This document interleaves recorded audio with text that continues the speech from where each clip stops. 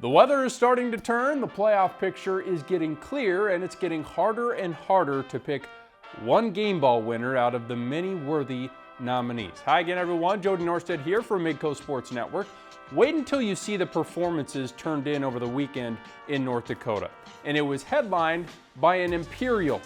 This Midco Sports Network game ball, sponsored by Farmers Union Insurance, is going to 𝗕𝗹𝗹 Jr. quarterback Tucker Schneider after he scored a perfect 10 from our judges. You'll see what I mean in a bit. Before we touch on Tucker's terrific night, we have to show you the top performers list loaded with playmakers. Here's proof that I'm not lying. I had to jam two guys onto one spot in our top 10 performers. Lucky for me, I know they're already good at sharing. It's a couple of guys that rock this lid on Friday nights.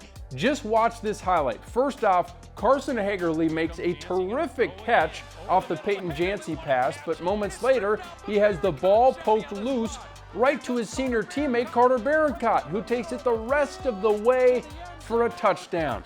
It's one of the best highlights you'll see all year.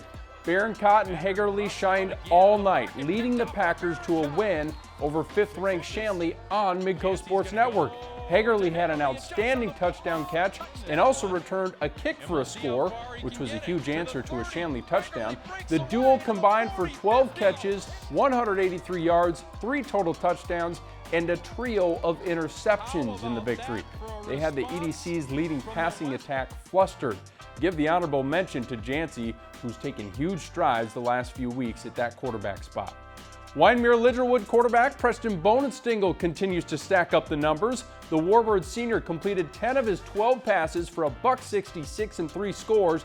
He also added 144 on the ground and 4 more touchdowns, so make it a lucky 7 for touchdowns on the night in a 62-30 win over Griggs Midco. 𝗕𝗹𝗹𝗰𝗏 is 6-2 on the year.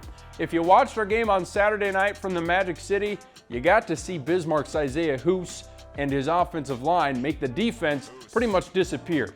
𝗚𝗺 rushed for 260 yards and a trio of scores in the win over Minot. That O-line is a well-oiled machine, though. Connor Hedges, Nico Mortensen, Cade Casey, Caleb Doctor, and Brady Bauman all deserve some love too. The Demons get Jamestown on Thursday. This next performance is something else. Linton HMB senior Trey Jacob and his teammates just played 3 games in 8 days. In that span, Jacob carried the ball 103 times for 910 yards and 12 touchdowns in 3 victories. That'd be a great season for a lot of players. For him, it's just what he had to do to keep the Lions humming along at 5-1 on the year.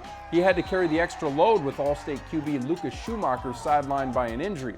Jacob rushed for 234 yards and 5 scores Friday in the win over Hettinger Scranton. That was 3 days after rushing for a school record 396 yards in a win over 𝗕𝗹𝗹𝗰𝗏. How did he not get this game ball?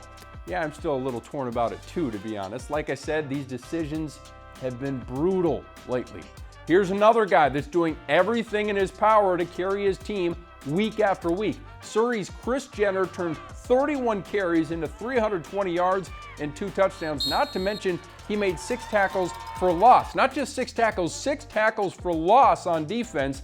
That's incredible. And the Mustangs needed every ounce of his effort in a hard-fought 26-21 win over Mulhall Lansford Sherwood. We have a future Fighting Hawk on the list, but for now, he's making plays as a legacy Sabre. Nick Kupfer hauled in 6 passes for 128 yards and 2 scores to help spark legacy to a big 21-20 overtime win against Mandan. The victory means Legacy controls its own destiny now in making the playoffs. If they can beat Minot and Dickinson to finish, they'll be in. From one UND commit to another, Ethan McKinney of Kindred is a bad man. The 6'4", 200-pound tight end and defensive end caught 9 passes for 141 yards and a pair of touchdowns in the Vikings' win over Wahpeton on Friday. McKinney also chipped in 5 tackles and a sack on defense. He has really stepped up in the absence of senior running back Eli Heinrich, who exited that Central Cass game early a few weeks ago. Get better soon, Eli. For the first time this season, the defending champs of 9-man were dealt a loss. Grant County Flashers' Connor Oppmar guided the Storm to a victory over Kidder County. by combining for 171 yards of offense and 3 scores on just 9 touches. The Wolves were shorthanded because of contact tracing, but the returning All-State pick showed no mercy, putting together a big stat line. The win sets up a huge showdown with Linton HMB on Friday. If the Storm win, they earn the #1 seed in the region. If they lose, they could drop all the way to the 4 seed. How about this stat I shared on Twitter Monday? The Lemoore-Litchfield-Marion football team is averaging over 59 points per game this season. That's 9 more points than their basketball team averaged last winter. And that's no slight to the basketball team because they finished with a winning record. That's just how crazy good this Lobo offense is. Senior Brett Wendell is the rock for him. He carried the ball 36 times for 320 yards and 5 touchdowns in a massive 66-36 win over previously unbeaten and 5th-ranked Mayport CG. LLM will be the top seed in Region 1. Finally, Grafton's Landon 𝗠𝗺𝗹𝗃 must have seen that our camera was at the game again on Friday, so he lit it up with his talented Spoilers offense. The senior QB passed for 124 yards and 3 touchdowns, while also intercepting a pair of passes on defense, taking one back for 6. Grafton blew past Park River area 51-8. Now the Spoilers get a crack at trying to prevent Langdon Edmore Munich from winning a 34th game in a row. Good luck. Now to the moment you've all been waiting for. What did Napoleon Gackle Streeter Jr. quarterback and safety Tucker Schneider do to deserve this Midco SN game ball sponsored by Farmers Union Insurance? Well, take a look for yourself.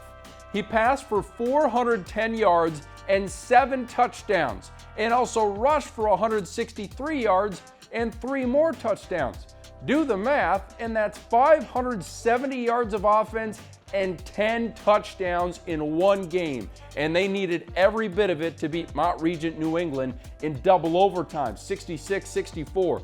Schneider also needed every bit of those stats to win this award because this week's decision was one of the toughest. These are some great highlights though. Schneider squeezed the ball into a few tight windows and was also tough to track down in the open field. Here's one for you. I plugged in his offensive stats to see how many points that would have gotten him in a standard Yahoo Fantasy Football League. If Schneider was in your starting lineup over the weekend, that would have been 78 fantasy points. He would have single-handedly defeated one of the teams in my league this week. Congrats to Tucker. If I'm him, I frame that box score to tell my grandkids about it someday. Good stuff. Congrats to all of our top performers this week. It's quite the list. And now we wipe the slate clean and see who delivers this week. A reminder, we'll have plenty of North Dakota high school football on this week. Dickinson at Century will be live on Midco SN Thursday night. Varsity Sports Live, of course, Friday night at 10:30. North at Red River on Saturday, and Central at West Fargo for Monday night. Keep us dialed in and enjoy the finish to the regular season.